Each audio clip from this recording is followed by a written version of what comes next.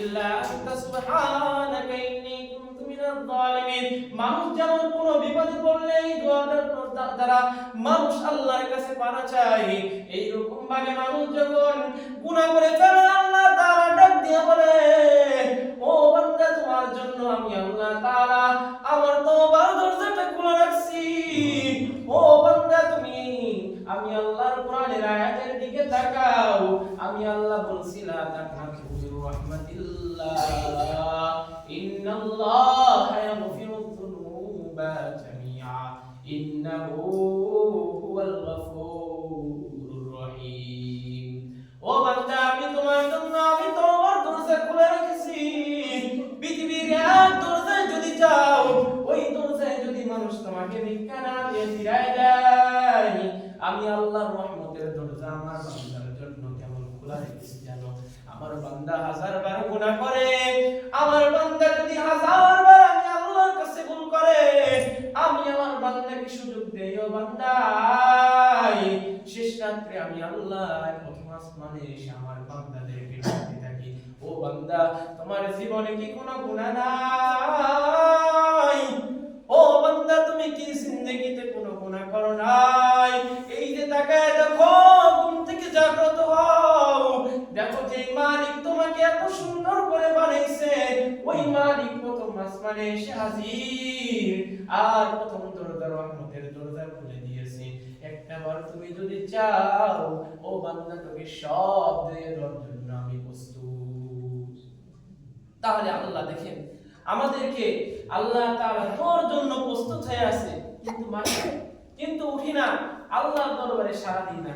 এই জন্য আল্লাহ বলেন, আমি আল্লাহ রাব্বুল আলামিন যেমন ভাবে তোমার জন্য রহমতের দরজা খোলা দিয়েছি, কতদিন পর্যন্ত তুমি যখন লা ইলাহা ইল্লা আনতা সুবহানাকা ইন্নী কুনতু মিনাজ জালিমিন, আমি আল্লাহ যেমন ভাবে বান্দা বিপদে পড়লে উদ্ধার করি, আর যখন বান্দা আস্তাগফিরুল্লাহাল্লাযী লা ইলাহা ইল্লা হুয়াল হাইয়ুল কাইয়্যুম ওয়া আতুবু ইলাইহি লা হাওলা ওয়ালা কুওয়াতা ইল্লা বিল্লাহিল আলিয়্যিল আযীম, বান্দা পড়তে দেরি, আমি আল্লাহ বান্দার জিন্দেগীর গুনাহ মাফ করতে দেরি করি না।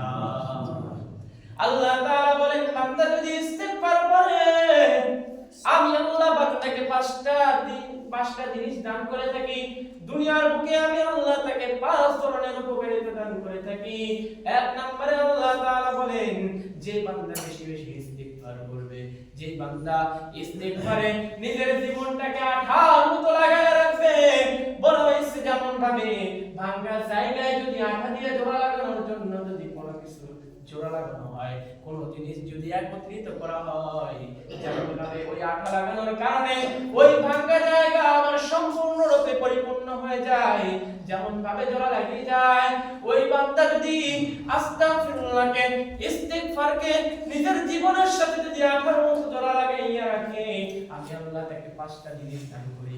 এক নম্বরে আমি আল্লাহ রাব্বুল আলামিন তাকে সমস্ত বিপদ আপদ থেকে হেফাজত করব।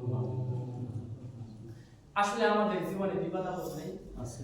আরে বিপদ আপদ আইছে, আল্লাহ তাআলা বলেন যদি বান্দা ইস্তিগফার করো, এই ইস্তিগফার করার দ্বারা আমি এক নম্বরে আল্লাহ তাআলা দান করব, ওই বান্দাকে আমি সমস্ত রকম বিপদ থেকে হেফাজত করব।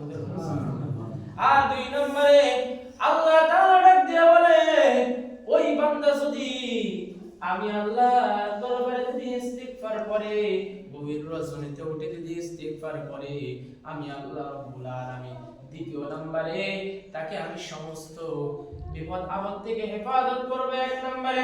আর 2 নম্বরে আমি আল্লাহ তার সমস্ত পেরেশানি দূর করে দিব, তার রিজিকের পেরেশানি দূর করে দিব, তার সমস্ত যেই সমস্ত পেরেশানিতে বান্দা থাকুক না কেন, বান্দা যদি ইস্তিগফার করে আমি সমস্ত পেরেশানি দূর করে দেব। এইটা আমি আল্লাহ নিজে বলে দিলাম। এই জন্য বান্দা ইস্তিগফার করো। 2 নম্বরে আল্লাহ পেরেশানি দূর করে দিলেন। 3 নম্বরে আল্লাহ তাআলা বলেন, আমি আল্লাহ বান্দা যদি ইস্তিগফার করো, তাহলে আমি আল্লাহ রাব্বুল আলামিন তোমার সমস্ত রিজিকের পেরেশানি দূর করে দেব। আজকে মানুষ এই রিজিকের জন্য কত কষ্ট করে, মানুষ রিজিকের জন্য নিজের ভাইকে খুন করে, নিজের বাবাকে খুন করে, এই রিজিকের জন্য মানুষ হারাম খেতে বাধাগ্রস্ত হয় না, এই রিজিকের জন্য মানুষ চুরি করতে বাধাগ্রস্ত হয় না, আল্লাহর ভয়টা এই রিজিকের জন্য রাখে না। আল্লাহ তাআলা বলেন, ও বান্দা তুমি রিজিকের পরেশানি করো, আর তুমি যদি বান্দা এই রিজিকের তালাশ করতে গিয়া আমি আল্লাহর কাছে যদি একটাবার ইস্তিগফার করো, কারণ ইস্তিগফার করার দ্বারা আল্লাহ বলেন বান্দা যখন ইস্তিগফার করে ওই বান্দার সমস্ত গুনাহ মাফ হয়ে যায়, আর যখন ওই বান্দার সমস্ত গুনাহ মাফ হয়ে যায়, আর ওই বান্দা যখন সমস্ত গুনাহ মাফ হয়ে গেল, আমি আল্লাহ নেককার বান্দাদেরকে বড় ভালোবাসি, এই জন্য আমি আল্লাহ রাব্বুল আলামিন ওই নেককার বান্দার রিজিকের দায়িত্ব আমি আল্লাহ নিজে নিয়ে নিই। তাহলে আল্লাহ যদি নিজে রিজিকের দায়িত্ব নিয়ে নেয়, বান্দার কি কোনো রিজিকের পেরেশানি আছে? কোনো পেরেশানি নেই। এই জন্য আল্লাহ বলেন বেশি বেশি ইস্তিগফার করো। এক নম্বরে আল্লাহ কি করলেন, বান্দা যতগুলো সমস্যা আছে সব সমস্যা আল্লাহ দূর করে দিলেন, বিপদ পড়লে আল্লাহ বান্দাকে হেফাজত করেন। 3 নম্বরে আল্লাহ রিজিকের ব্যবস্থা করে দিলেন। 4 নম্বরে আল্লাহ ডাক দিয়া বললেন, বান্দা যদি ইস্তিগফার করে, এই ইস্তিগফার করার দ্বারা আল্লাহ রাব্বুল আলামিন বলেন আমি আল্লাহর তরফ থেকে যেই সমস্ত গজব আসার কথা, আল্লাহ রাব্বুল আলামিন বান্দাকে গজব থেকে রক্ষা করবেন। কি করবেন? বান্দা আল্লাহকে গজব থেকে রক্ষা করবেন। 5 নম্বরে আল্লাহ তাআলা বললেন যে আমি আল্লাহ রাব্বুল আলামিন বান্দা যদি ইস্তিগফার করে, আমি আল্লাহ রাব্বুল আলামিন বান্দাকে মুস্তাজাবুদ দাওয়া হিসেবে কবুল করে নেব। সুবহানাল্লাহ। দেখেন বান্দা যদি ইস্তিগফার করে